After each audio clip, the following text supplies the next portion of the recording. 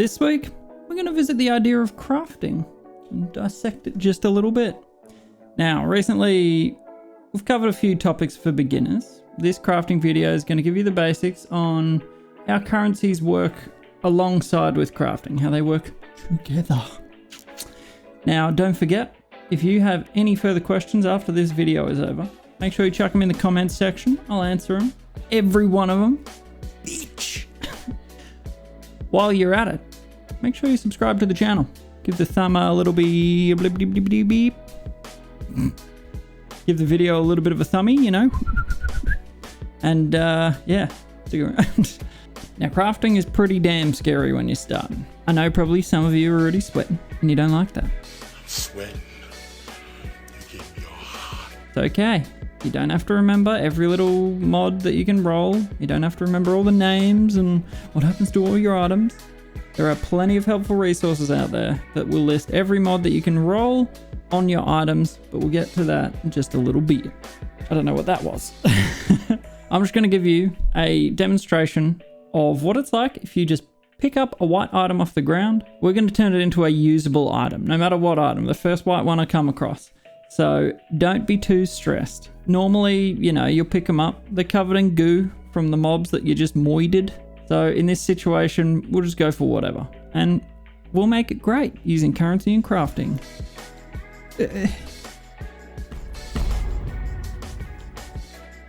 All right, so let's do a little demonstration of what it takes to take this trash, turn it into that great thing. I don't know. Basically, let's get down to it. Okay, there we go. We got a white item. Okie dokie. All right, so you may be aware of this tab. That's your currency tab. It's one of the most important purchased tabs that you can get. So if you're looking to get any tab, the first thing that you should know is that the physical damage on an item can be boosted on a white item. Now this is where your blacksmith's whetstones or your armorer's scraps if it's a piece of armor. But the whetstone is best used on a white item. You'll save yourself a whole bunch. Okay, so maximum quality for a weapon is 20%. See how I only have 8 whetstones here? We would otherwise need 12 more if we were using it on a yellow item. However, improves quality of a weapon by 1%. So if I was to do this, it will improve the physical damage that this wand does. There you go. 2 of them gave me 1 max physical damage. So it's at 2% quality. Now if I were to use the same on a white item, 1 use gives you 5%. So if you only used 4 blacksmith's whetstones, and it's at 20%. So there's a little trick for you. If you've got an item base that you want to use, make it white first, 4 whetstones, and then you can work on it however you like. We'll give you a rundown. We'll give you a basic rundown. So this item, we could turn it into a blue first, hunting for exactly what we need, or we could risk it and just go straight for a yellow. So blue being magic, yellow being rare. So transmute will turn it from a white item to a blue. So this one up here, bang, look at that. It is now a blue item. So that's why you pick up currencies. The currencies all have a use. Now, if you're unaware, these shards, 20 transmutation shards become 1 transmute orb. So that's how that works. Okay, so this will go from white to blue. This item is now blue. Now, if I hold Alt, we can see if we have prefixes or suffixes or both. Now, an item maxed out can have 3 prefixes and 3 suffixes, okay? Now, if I hold Alt, you can see there we have a prefix modifier and a suffix modifier. Now, a blue item can have a maximum of 2 mods, okay? So those 2 means it can't get any more as a blue item. Now, if you want to make it from a blue to a yellow, you can pick up these little babies. This is called a regal orb. Before we get to that step though, while it's still in blue, if for example, I was looking purely for physical damage, okay? Cold damage is a no-no. Attack speed's good, but say we're looking for physical damage. What you can do is, rather than scouring it and turning it back into a white item and then using a transmute again, this is where alterations come in. So Orb of Alteration reforges a magic, aka blue, with new random modifiers. So this will get rid of the cold damage and attack speed. It might roll those again, but it probably won't. So there you go. Fire damage, life gained on kill. Now that's got a prefix and a suffix, so nothing else can be rolled. We'll keep going. Now that's not a bad start. However, you can see it's a tier 6 and a tier 7 for the pre and suffix. That's pretty shit. You're looking for tier 1 being the best, so the lower the number, the better. So we're looking for a good prefix. So you can see in this situation that there is only one modifier on there. That is a prefix. This is where more of this currency comes in handy. The Augmentation augments a magic item, a blue, with a new random modifier. So if you've only rolled 1 on your blue and you use an augment on it, it's going to give you a second blue. Okay? But this is where your thinking needs to change. You can see that this already has a prefix modifier. When you use this augmentation, it's guaranteed to give you a suffix. You can't roll 2 prefixes on a magic item. So this is going to come out a suffix, no matter what it is. So there you go. Suffix modifier, reduced attribute requirement. So we're looking for a better physical roll.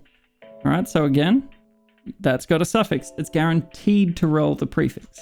And we got tier 10 fire damage. Yeah, so let's say we're looking for physical damage. Now look at that. We got a chance to cause bleeding, which physical damage is the main thing you're looking for when you're causing bleeding. And it's got 129% increased physical damage. So we're going to work with this. It's a tier 4% for your fizz and a tier 2 suffix. Okay, so we're going to try and take this to the next level.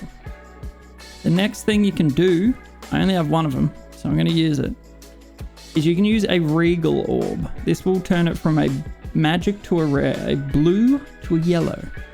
So we use this, and it will get somewhere between 1 and 4 new modifiers. So, as you can see, currently it has a prefix, it has a suffix. So let's see what it turns out like. So we got one more prefix. We got cold damage. Look, that's not what we're looking for.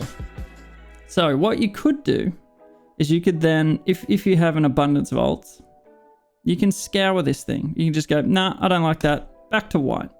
And start the process again. And keep looking. Keep spamming. So this is what is known as alt spamming. But there's another way to do this. And this other way is a little bit easier, but you have a little less control. You can use an Orb of Alchemy. So this upgrades a normal item to a rare. That's a white to a yellow. Now this can have up to 6 modifiers on it. It will never just have 1. So there you go. It's got 2 prefixes and 3 suffixes. So, not too bad, but we don't really like that too much. Now, up until this point, up until the alchemy, everything on this side you can trade for. I believe you can trade for Orbs of Regret, but everything else over here you can't trade for. So if I went to, I can't remember who sells things. If you have a look at this, this is Act 9. Usually the vendor will sell things. So this one sells you scourings, sells you augmentations, chromatics, fusings, jeweler's orbs. Okay, you can buy alks, good. Buy regrets. But past the alchemy, so once you've turned your item into a yellow, the rest of the stuff becomes rare. So the next one is the chaos orb. And then after that, you've got the exalted orb. Now a chaos orb will respin a yellow item. So you've got transmute makes it blue and alt respins the blue. Alchemy makes it yellow. Chaos respins the yellow. Augmentation adds a mod to your blue. Exalt adds a mod to your yellow. So, for example, I have 5 modifications here. 5 modifiers. This has a 100% chance of rolling a prefix if I were to use an exalted orb on this. Now, this is This is what people call slamming. Basically, you slam your Exalted Orb into a yellow and hope for the best. Now, it's going to be a prefix, and I can see that we haven't rolled a physical damage, so there is a chance to roll physical damage. However, there's also a lot of other chances now. So, I'm in the hideout, right? This is my hideout, but basically, this is where you get access to your crafting bench. So, you've got a whole bunch of mods that are hidden, like you need to unlock them in different ways. Other contains either relinking the sockets on your items or recoloring. But this is what you're looking for: prefix and suffix. Now, as I told you before, 3 prefix, 3 suffix for any item. We have 3 suffixes, so 1 of needling, impact, and mastery. So we definitely have a prefix free. These are our options, basically. We could craft on physical damage. We could just put 80 to 99% physical damage on there, if that's what we were after. But these are options. So if I were to exalt, it could come up any of these, really. Now, what I'm gonna do is I'm gonna chaos spam until I get something that I want. So let's just say we're looking for % physical damage, flat physical damage, attack speed, and maybe bleed. So let's spam. Come on and spam, and welcome to Japan. All right, so we're going to use this just as an example. We have physical damage, tier 3. That's a good roll. Now, here's another currency that you may or may not get, but it's very useful. It's called the Orb of Annulment. It will randomly remove a modifier from this item. So, for example, we would like to hit anything other than our razor sharp prefix, the top one. So let's see what we get.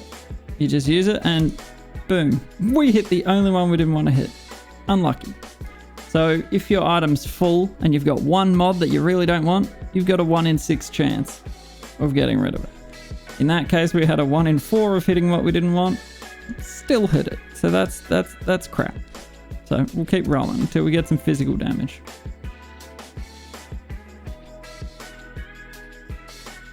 Man, so much fire. Okay. So this is a pretty good base for the level we're at. It's got the attack speed, it's got % physical damage, so I'll show you what you can do. You could turn this into something okay. So this has 2 free prefix modifiers. So if we craft a prefix for physical damage, we've already got a % physical damage. So if we craft a flat physical damage, we bang this on, boom. Now, the damage is pretty good. However, we can now exalt it, so slam the item, for something else. We could hopefully get another prefix. There's not a whole lot we could get that we want. We could get damage over time, maybe, but that's about it. But I'll just show you as an example. Exalts are pretty rare to come across, so you're welcome. But yeah, let's see what we exalt this with. So we've got dexterity, % fizz, attack speed, shitty res, flat fizz. Let's see what we get. Boink. Hey, we got a split fizz. Cool. So now it's up to 100% physical. So there you go. This was a white item that had like 60 damage. It's now 176 to 310. That is a little rundown of how crafting works. Now, once you get past that point, this is where it gets really hairy. So you can try and 6-socket your item. So you can use Jeweler's Orbs if you're unaware. Jeweler's Orbs reforges the number of sockets. Now you can get 6 so long as the item level is above, I think it's 50. Basically, you could just spam it like this. It will stop if you do roll 6.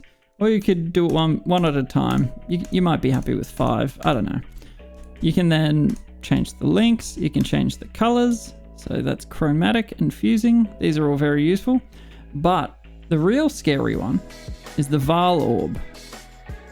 Now this is just whoa now. Just hold your little horsies. The Val Orbs do something completely different. As opposed to everything else that you know, is quite useful and interesting. This one can potentially brick your item and make it completely unusable. Okay? Okay, so tread carefully. Vile Orbs can give you an affix or an implicit. So this is something above the prefix and suffixes. See how there's an implicit modifier there? You can get rolls up in there if you're lucky. You can get quality, you can get white sockets, or you can just flat out brick your item and change it completely. So it's very random. It's only if you got big balls or if you like, you know, the risk. But let's see what this Vile Orb does. So we're at 176 to 310 damage. 4 sockets, 3 red, 1 green. All right, let's see. Boink. It did absolutely nothing.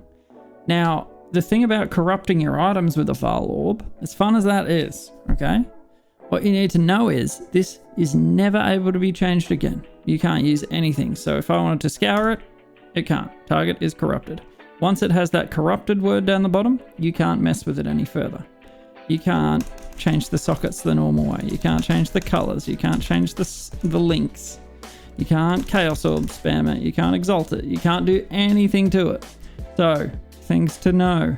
Before you corrupt an item, if you're looking for that big boy play, before you corrupt it, make sure it's max quality. Make sure it has the sockets on it that you already want. Like the number, like 6 sockets, for example, before you corrupt it. Because it becomes a lot harder to change the sockets after it's corrupted. That's enough rambling. I hope that gives you a little idea. But yeah, so this is to help you to understand why there are white items and what use they serve. Like why do these people sell these trash pieces of white item? It's so that you can craft them yourselves if you wanted. So let's say we just got a demon's horn out of there. Screw that thing off. Let's need to go to someone else. Need to go to you. Buy some whetstones. All we should need is 4. Yep. 1, 2, 3, 4. Max down. Okay. So let's just alch it. See what we get. We're looking for spell damage. Adds flat lightning to spells. Yep, that's pretty good. And then we could craft on added lightning damage or something like that. So there you go. So let's see if I corrupt this one, if it does anything. Nope, not a damn thing. It's stuck like that forever. I just want to see something fun happen when I corrupt something. Come on, baby. Come on, baby. Pow. Okay, so see how this one has white sockets now. Any color gem can go in there. You want red, you want blue. Why not? You can do whatever you want. So there's a little rundown. That should hopefully give you enough info to at least know what your resources are used for, what your currencies are used for.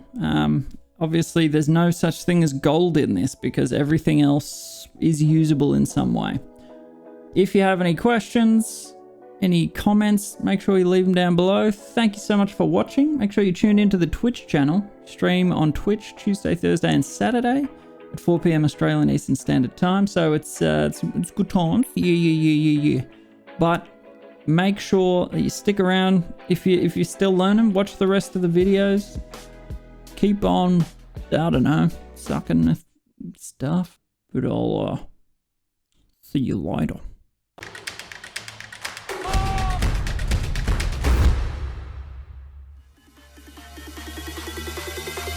Remember